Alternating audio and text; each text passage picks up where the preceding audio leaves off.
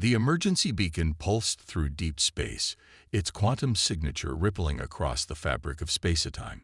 Admiral Vexna of the Meridian Alliance stood aboard the bridge of her flagship, the Last Light, her crystalline exoskeleton reflecting the harsh red warning lights that bathed the command center.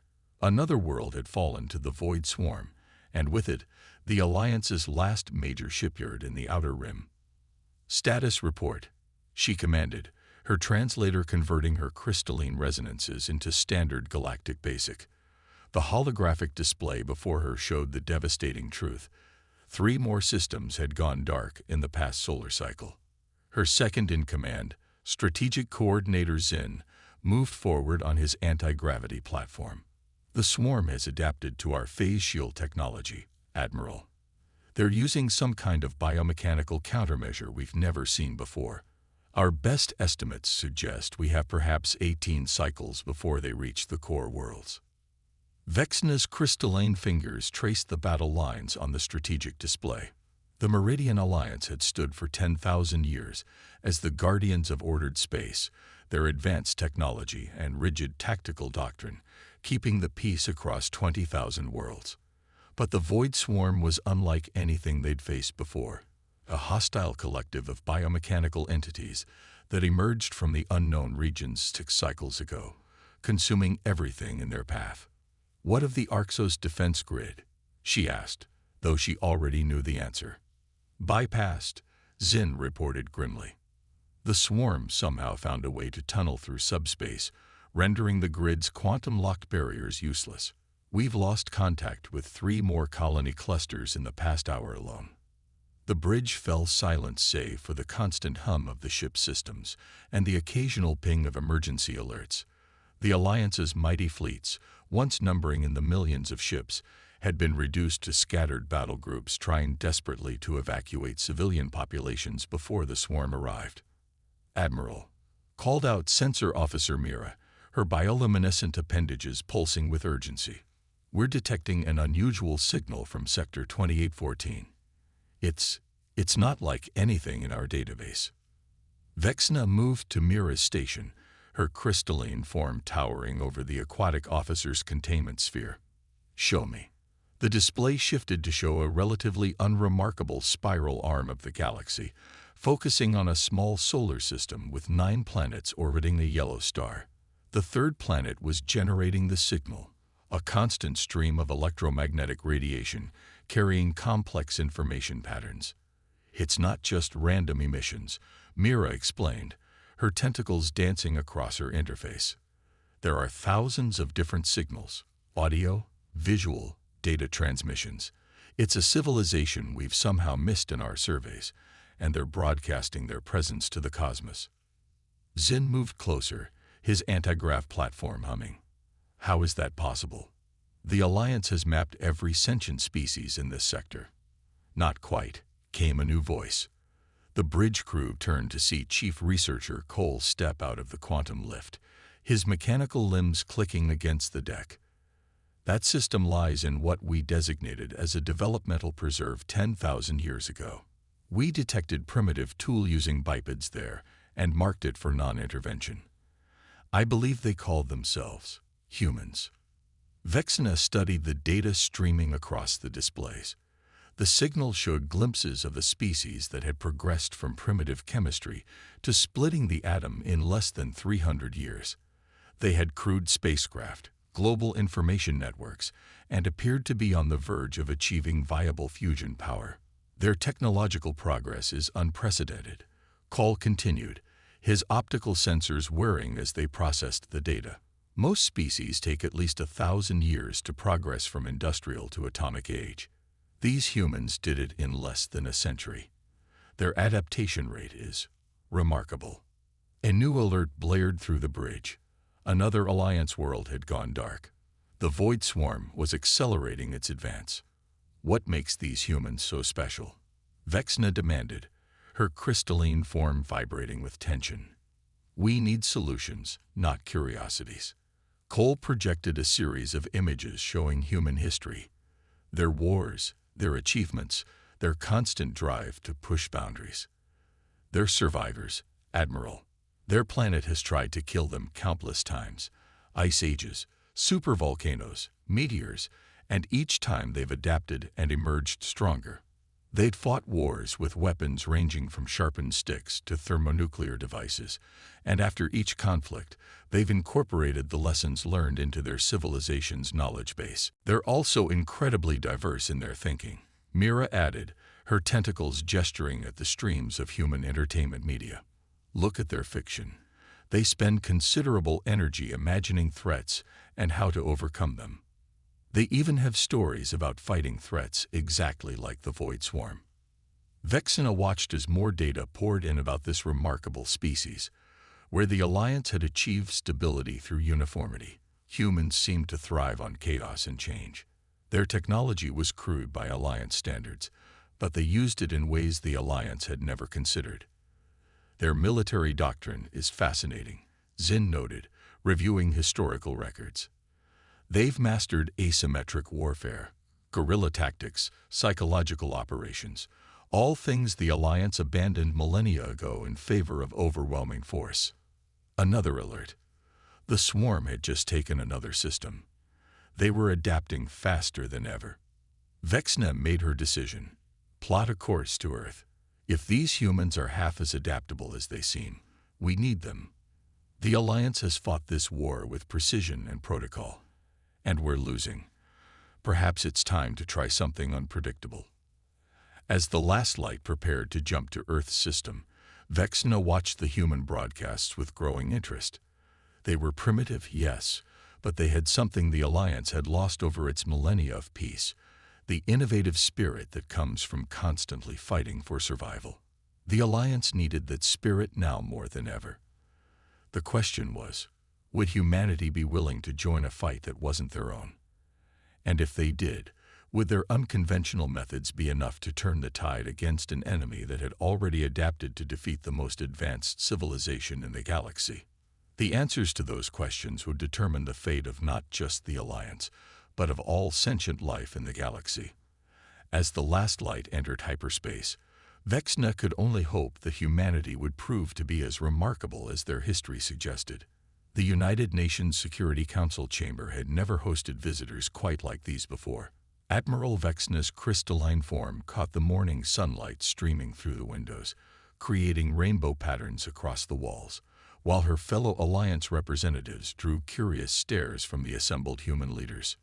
General Sarah Chen, commander of Earth's Combined Defense Forces, stood at the podium, her weathered face showing no sign of the shock she must have felt at this first contact situation.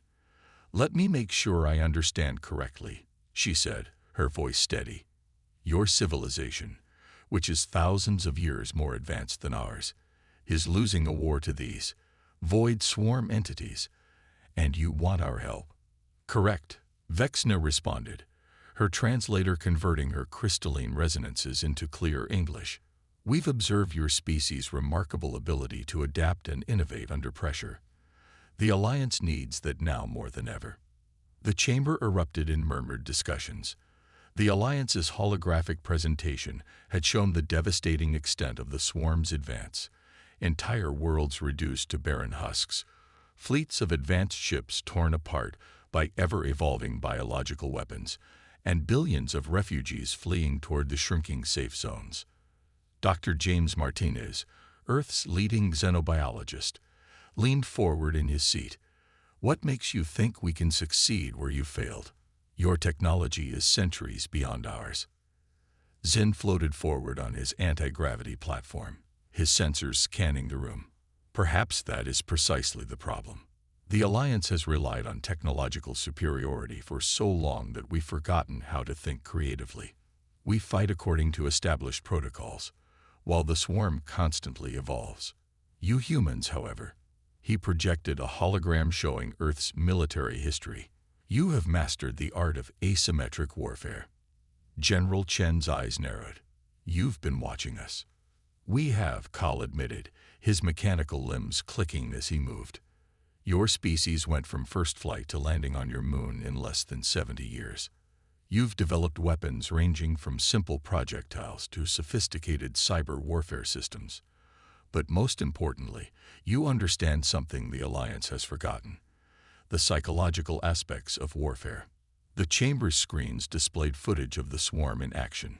Massive biological ships moving with perfect coordination, adapting their tactics in real time to counter Alliance strategies. They operate like a hive mind, Vexna explained. Each victory makes them stronger as they absorb and analyze our responses. Traditional military doctrine has proven useless against them. General Chen stood silent for a long moment, studying the tactical displays. Finally, she turned to her fellow council members. They're fighting a conventional war against an unconventional enemy. No wonder they're losing. She faced the Alliance delegation. What exactly are you proposing? The Joint Military Advisory Program, Vexna answered. We provide you with access to our technology and intelligence. In return, your military specialists help us develop new strategies to combat the swarm. We need to learn how to fight dirty. The corner of Chen's mouth twitched in what might have been a smile. Fighting dirty is something humans excel at. She activated her secure tablet, pulling up personnel files. I already have some people in mind. Colonel Maya Patel.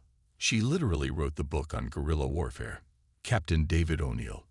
Our best tactical AI programmer. Dr. Elena Rossi. She's pioneered breakthrough work in biological countermeasures. There's one catch, Zin interjected. We estimate the swarm will reach your sector in approximately 16 months, if we cannot stop them before then. Earth burns, Chen finished grimly, along with every other inhabited world in the galaxy. She straightened her uniform. Well, nothing focuses the mind quite like a deadline. Mr. President, members of the Security Council, I recommend we accept the Alliance's proposal, not just for Earth's sake, but for all sentient life. The vote was unanimous. Within hours, the first human military advisors were boarding Alliance ships, their minds already racing with unconventional strategies. As General Chen watched them depart, she turned to Vexna. I hope you're ready for this. Humans don't just think outside the box. We tend to blow up the box and use the pieces as weapons. Vexna's crystalline form vibrated in what might have been amusement. That general is precisely what we're counting on. Aboard the last light, Colonel Maya Patel stood before a holographic display of swarm movement patterns, her dark eyes analyzing every detail. 20 years of fighting insurgencies on Earth had taught her to look for patterns, weaknesses, and psychological pressure points. The swarm might be a hive mind, but every hive had a queen. Every system had its vulnerabilities. Tell me, she said to the Alliance tactical officers gathered around her, have you ever heard of the Trojan horse? The Alliance officers exchanged confused looks as Patel began to outline her plan. It was reckless, unpredictable, and went against every principle of conventional warfare. In other words, it was exactly what they needed. As the last light accelerated toward the front lines, carrying its cargo of human military advisors, no one could predict how this unprecedented collaboration would unfold. But one thing was certain. The war against the Void Swarm was about to change dramatically. The question was whether that change would come in time to save both humanity and the Alliance from annihilation. Colonel Maya Patel stood in the Last Light's war room, surrounded by holographic displays showing the movements of the Void Swarm fleet.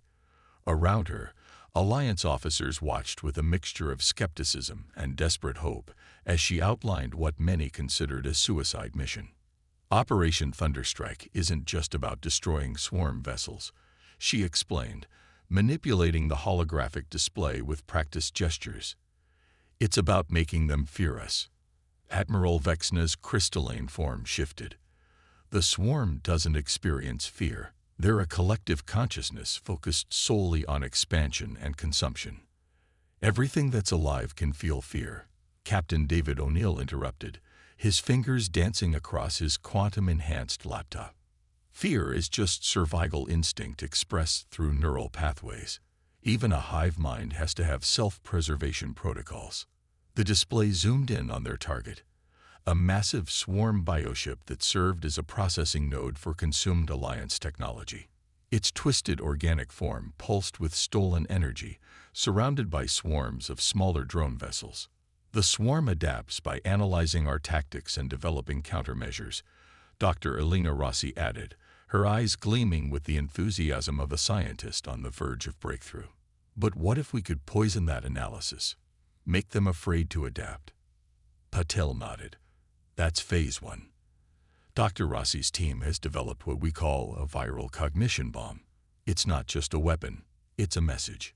She turned to the Alliance officers. We're going to make the swarm think twice before consuming any more of your technology. The plan unfolded in the holographic display. Alliance ships, modified with human-designed stealth systems, would approach the swarm processing node under the cover of a massive electromagnetic storm, a natural phenomenon that even the swarm couldn't fully penetrate. The Trojan horse gamut, O'Neill explained, pulling up simulations. We're letting them capture exactly what they want. An Alliance cruiser seemingly loaded with advanced weapon systems. Except every piece of technology on that ship has been infected with our viral payload. Zin's anti-grav platform hummed as he moved closer to examine the simulations. The risk is enormous. If the swarm detects the deception, they won't, Patel assured him, because we're going to give them exactly what they expect. A desperate Alliance battle group trying to protect its technology. The trick isn't in hiding the trap, it's in making them spring it willingly. The next 12 hours were a blur of preparation. Alliance engineers worked alongside human technicians, modifying ships according to specifications that would have been considered heretical just weeks ago. Dr. Rossi's team loaded their viral packages into every system, while O'Neill's AI specialists programmed convincing behavior patterns into the bait ships. As the fleet prepared to jump into position, General Chen's voice came through on a quantum channel from Earth. Colonel, the latest swarm movements suggest they've accelerated their timeline. We might have less than a year before they reach Earth. Understood, General, Patel responded, checking her tactical display one last time. All the more reason to show them we're not as easy to digest as they think. The jump took them to the edge of a massive ionic storm system, a roiling mass of electromagnetic energy that played havoc with sensors and communications. Perfect conditions for what Patel had in mind. All ships, execute Battle Plan Omega, she commanded. Remember, we need to make this look good. The swarm needs to believe they've won this engagement. The battle began exactly as planned. Alliance ships emerged from the storm in an apparently disorganized retreat, their shields flickering under swarm attack. The bait ship, an Alliance cruiser named the Dawn's Light, appeared to be struggling with engine problems. The swarm took the bait. Massive tendrils of biomechanical matter reached out from the processing node, drawing the seemingly crippled cruiser into its maw. Patel watched the tactical display, counting down the seconds. Now, Captain O'Neill. O'Neill's fingers flew across his console, triggering the viral payload. For a moment, nothing seemed to happen. Then, like a cascade of falling dominoes, chaos erupted throughout the swarm fleet.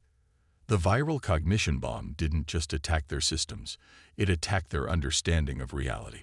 Every piece of Alliance technology the swarm had absorbed began transmitting contradictory information, creating a feedback loop of confusion and paranoia in their hive mind.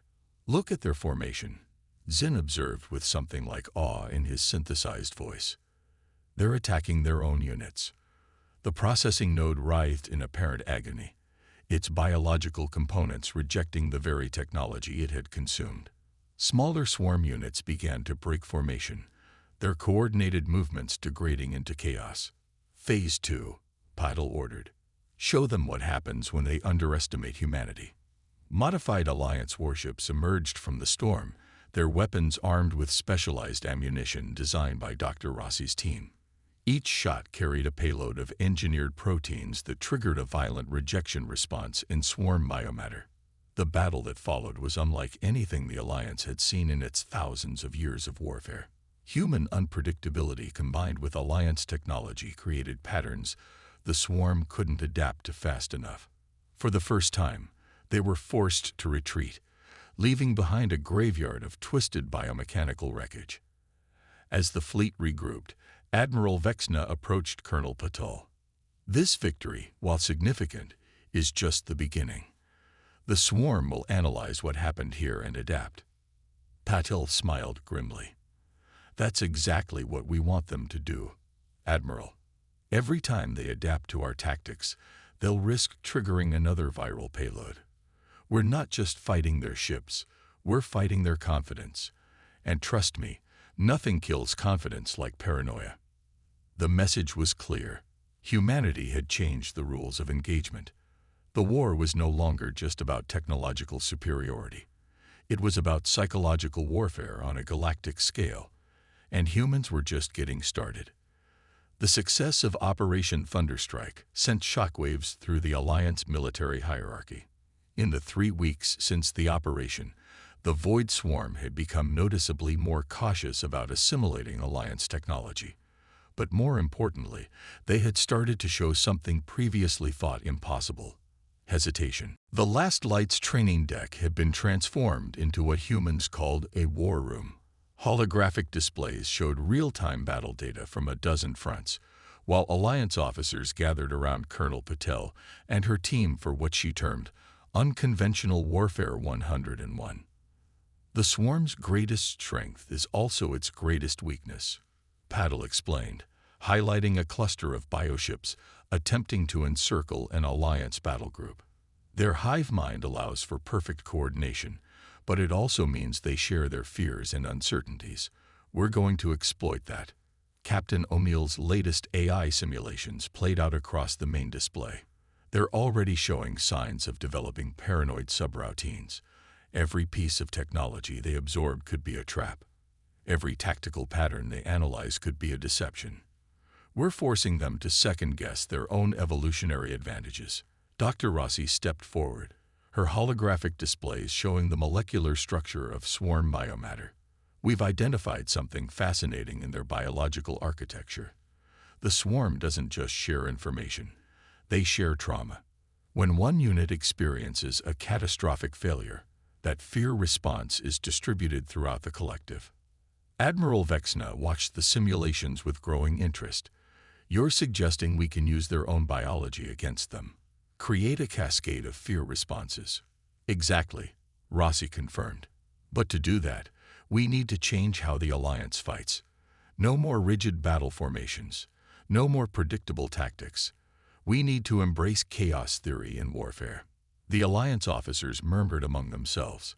For a civilization built on order and protocol, this was revolutionary thinking. But the success of Thunderstrike had proven that human unpredictability could achieve what Alliance precision could not. Strategic Coordinator Zin's antigrav platform hummed as he projected new battle scenarios. "We've already begun implementing human-inspired modifications to our fleet operations. Small, autonomous strike teams using retrofitted scout ships. Electromagnetic warfare suites based on Earth's electronic countermeasure systems. Even primitive but effective kinetic weapons. Because sometimes," Patel added with a grim smile, "the oldest solutions are the best ones. The swarm expects energy weapons and quantum physics. They don't expect a tungsten rod accelerated to relativistic speeds." The display shifted to show the latest engagement footage. Alliance ships, now operating in what humans called wolf pack formations, struck at swarm concentrations with devastating hit-and-run attacks. Each strike was different, unpredictable, leaving the hive mind unable to establish effective countermeasures. "But the real game-changer," O'Neill explained, "is this." He brought up his latest project. A network of quantum AI systems designed to generate completely random battle strategies. "We're introducing true chaos into the equation. The swarm can't predict what we're going to do, because even we don't know until the moment we do it." Dr. Rossi's team had taken this concept further, developing what they called quantum uncertainty weapons, devices that existed in multiple potential states until the moment of impact. The swarm's ability to adapt was being turned into a liability, as they couldn't prepare for attacks that defied their understanding of causality. "We're not just fighting their bodies," Patel concluded. We're fighting their minds. Every victory makes them stronger, but every defeat makes them more uncertain. And uncertainty leads to fear. The results were beginning to show across all fronts. Swarm advances had slowed significantly. Their once perfect formation showed gaps and hesitations. They had begun to avoid certain types of engagements entirely, showing the first signs of what humans would recognize as tactical trauma. But the swarm was far from defeated. Reports came in of new biological adaptations, armor that could resist quantum uncertainty effects, specialized units designed to operate independently of the hive mind. They were learning, evolving, trying to overcome their newfound fear. Admiral Vexna reviewed the latest intelligence with her human advisors. They're attempting to compartmentalize their consciousness, she observed, creating isolated units that can't spread fear to the collective. That's exactly what we wanted, Paddle revealed, surprising the Admiral. They're sacrificing their greatest advantage, perfect coordination, out of fear. Now we can start picking them apart, piece by piece. A priority alert flashed across the command displays. The swarm had launched a massive counteroffensive, targeting Alliance supply lines with a new type of bioship, one that seemed to operate completely autonomously. They're adapting faster than we anticipated, O'Neill warned, his fingers flying across his quantum interface.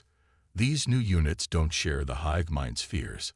They're like antibodies, designed to eliminate the infection of fear we've introduced. Patel studied the tactical displays, her expression intense. Then we'll have to escalate. Admiral, it's time to implement Phase 3. We're going to show the swarm something they've never seen before. How humans fight when we have nothing left to lose. The Admiral's crystalline form vibrated with what might have been anticipation. What did you have in mind, Colonel? We're going to give them exactly what they fear most, Paddle said, pulling up plans for an operation so audacious it could either win the war or lose everything. We're going to make their nightmare scenario come true. The bridge of the last light was silent as Colonel Patil outlined humanity's most ambitious plan yet. The holographic display showed their target, the suspected nerve center of the Void Swarm, a massive biological structure hidden in the dark space between galactic arms. The swarm isn't just afraid of our weapons anymore, Paddle explained, her voice steadied despite the enormity of what she was proposing. They're afraid of what we represent: chaos, unpredictability, the willingness to sacrifice everything to win. So we're going to become their worst nightmare. Dr. Rossi's latest scans floated in the air, showing the complex neural architecture of the swarm's collective consciousness. We've confirmed that their autonomous units are an immune response to our psychological warfare. But like any immune system, it can be triggered into overreaction. An autoimmune response, Admiral Vexna realized, her crystalline form shifting in understanding. You want to turn their own defenses against them. Captain O'Neill nodded, his quantum systems projecting simulation after simulation. We've spent months feeding their collective false information, making them paranoid. Now we're going to push them over the edge. The plan was audacious to the point of insanity. The Alliance would apparently fragment, its fleets seeming to turn against each other in a massive civil war. Carefully crafted evidence would suggest that some Alliance worlds had been secretly infected by human-engineered viruses, their populations transformed into biological weapons. The swarm's autonomous units will detect the apparent infections, Paddle continued. Their programming will force them to attack their own hive mind to prevent contamination. The more they fight against this imaginary threat, the more real damage they'll do to themselves. Strategic Coordinator Zin's antigrav platform wobbled slightly. The risks are astronomical. If they see through the deception, they won't, O'Neill assured him, because we're going to give them exactly what they're looking for.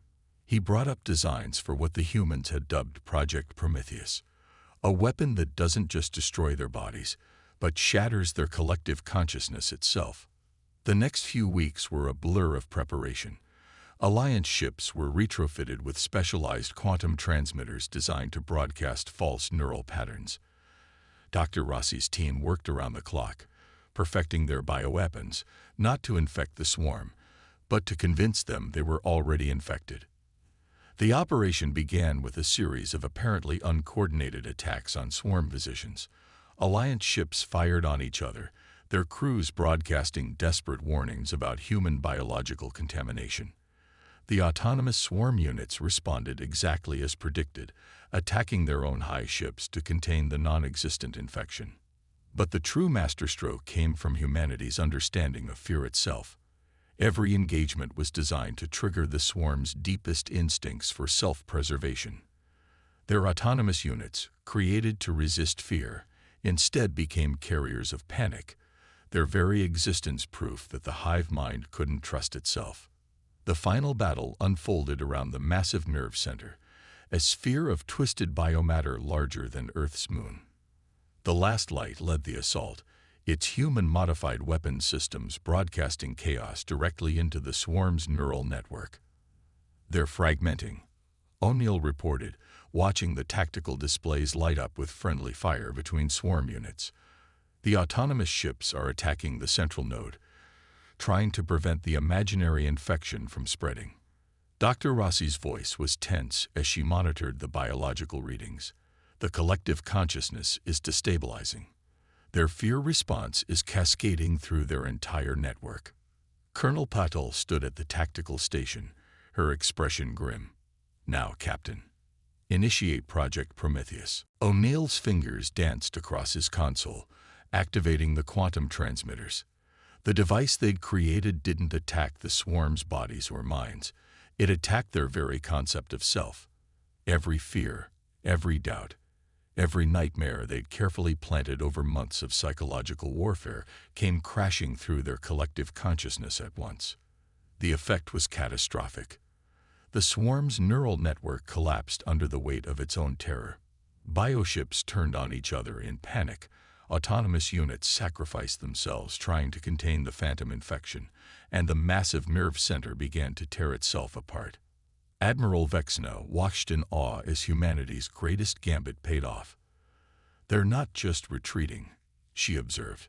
"They're destroying themselves." The victory was total, but it came at a cost. Dozens of Alliance ships had been sacrificed to maintain the deception. Thousands of crew members had given their lives to sell the lie. The surviving swarm units fled into deep space, their hive mind shattered, reduced to little more than feral animals acting on instinct alone. In the aftermath, as Alliance worlds celebrated their salvation, Colonel Patel stood in the last light's observation deck, watching the stars. Admiral Vexna found her there, her crystalline form reflecting the distant light. "The Alliance Council has voted," the Admiral announced. "Earth is being offered full membership, with a permanent seat on the Defense Council. Your species has saved us all." Patel didn't turn from the viewport. "We didn't just save you," she said quietly. "We changed you. The Alliance will never be the same after this. The galaxy will never be the same." "Perhaps that's not a bad thing," Vexna responded. "We had grown too rigid, too predictable. Humanity reminded us that survival sometimes requires embracing chaos." As reconstruction began across the galaxy, the legend of humanity's victory spread.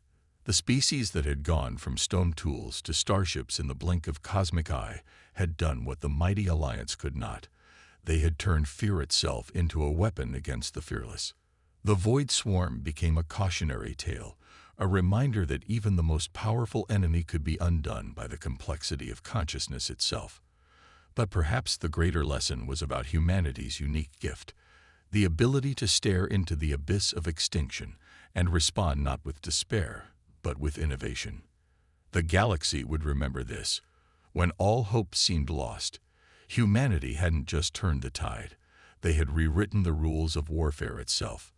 And in doing so, they had earned their place among the stars not through overwhelming force or superior technology, but through the uniquely human traits of adaptability, creativity, and the courage to embrace chaos when order failed.